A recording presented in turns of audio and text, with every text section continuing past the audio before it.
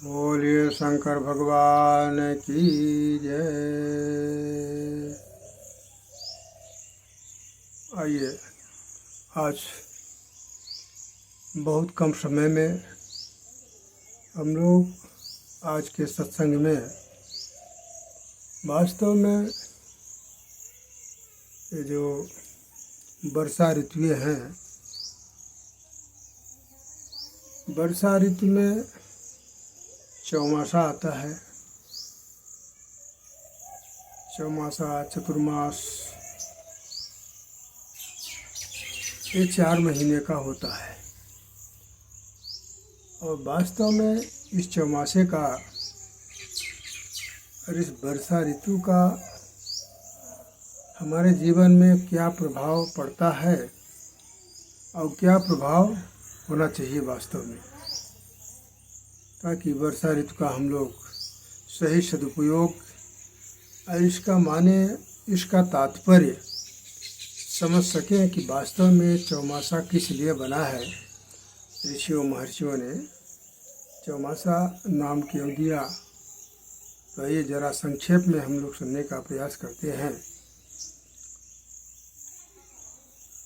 वर्षा ऋतु में किसान लोग, हमारा भारत देश कृषि प्रधान देश है,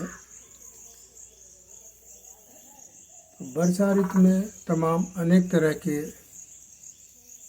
उर्वरक क्षमता प्राप्त हो जाती है। जैसे बहुत से तमाम वनस्पतियां हैं, धान इत्यादि की जो खेती होती है, धान, अरहर, उड़दा, तिल, ये जो अनेक प्रकार की खेती वर्षा ऋतु में होती है। तो वास्तव में वर्षा ऋतु का एक ऐसा प्रभाव होता है कि ज़मीन में उर्वरक क्षमता प्राप्त हो जाती है और हमारे अन्न की पैदावार बहुत अधिक बढ़ जाती है। अब सवाल ये उठता है कि हमारे शरीर से, हमारे अंतःकरण से इसका क्या तात्पर्य है। वर्षा ऋतु यानी 4 महीने की होती है और चतुर्मास भी 4 महीने का होता है। जैसे आषाढ़ शुक्ल पक्ष हर्षैनी एकादशी आती है और कार्तिक माह के शुक्ल पक्ष की देवोत्थानी एकादशी, आषाढ़ शुक्ल पक्ष की हर्षैनी एकादशी और कार्तिक शुक्ल पक्ष की देवोत्थानी, देव उठौनी, दिठमन इत्यादि नामों से संबोधित किया जाता है। तो वास्तव में ये 4 महीने का, चाहे हम बरसात मान लें अथवा चतुर्मासा, जो भी अपने भाषा में हम सरलता से समझ सकें, तो किसान लोग खेती किया करते हैं बरसात 4 महीने में और बढ़िया पैदावार होती है। तो सवाल ये उठता है कि हमारा अंतःकरण और वास्तव में अंतःकरण जो चतुष्टय अंतःकरण भी है, चौमासा है और चौमासा में चतुर्थ अंतःकरण को, जैसे मन, बुद्धि, चित्त, अहंकार, ये चतुष्टय अंतःकरण है। तो चौमासा में इन चारों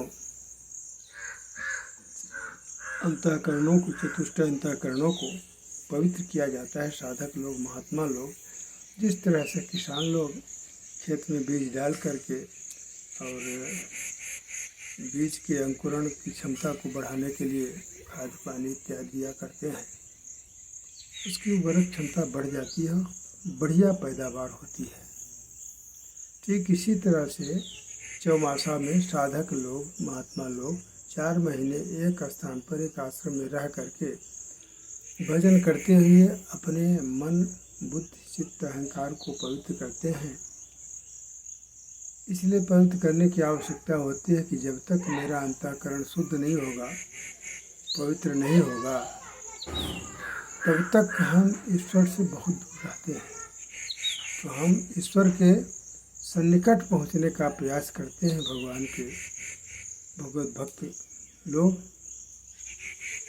तो चौमासा का हमारे आपके जीवन में महत्व है। चौमासा का मतलब ये है कि हम अपने चतुष्टय अंतःकरण को इस 4 महीने के अंदर साधन भजन करके ध्यान, समाधि, योग, साधना, प्राणायाम, प्रत्याहार, ध्यान, धारणा, समाधि, इन अष्टांग योगों के माध्यम से अथवा भगवान के नाम जप के माध्यम से अपने अंतःकरण को पवित्र करके साधक लोग, महात्मा लोग वास्तव में प्रत्येक मानव को ही अपने अंतःकरण को पवित्र करके ईश्वर के सन्निकट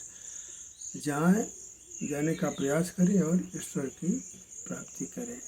इसीलिए हमारे आपके जीवन में चतुर्मास बरसात का जो है तो बहुत महत्वपूर्ण है और वास्तव में भजन भाव करने के लिए है, क्योंकि हम जितना भी संसार में कार्यक्रम कर लें और जब तक भगवान का भजन मेरा नहीं होता है तब तक सारे कार्य अधूरे माने जाते हैं। और यदि भजन हमारा पूरा हो गया तो मानिए सब कुछ हो गया, कोई काम बाकी नहीं रह गया। कहा जाता है कि एक ही साधे सब सधे, सब साधे सब जाए। तो एक चीज़ को साधिया जाए, अपने मन बुद्धि को भजन में लगा दिया जाए, सारा काम हो जाता है। जैसा कि लिखा हुआ है श्री रामचरितमानस जी में, क्या कृषि निराबह चतुर किसाना, ज्यों बुध तजह मोह मद माना। देखियत चक्र बात खग पाही, कली पाए जी में धर्म नसाही। तो इस तरह से कृषि निराबह चतुर किसाना, जिम बुद्ध तजह मोह मद माना। बूंद या घात सहे गिर कैसे, खल के वचन संत सह जैसे। तो इस तरह से सुखी में निजे नीर अगाधा, जिम हर शरण न एकौ बाधा। तो इस तरह से साधक लोग इस चौमासा में, इस बरसात में अपने मन एवं बुद्धि को साधन भजन में लगा करके चतुर्मास का पूरा लाभ उठाते हैं। इसी के साथ वाणी को विराम देते हुए सभी बंधुओं को प्रणाम। हरि ओम। शांति शांति शांति।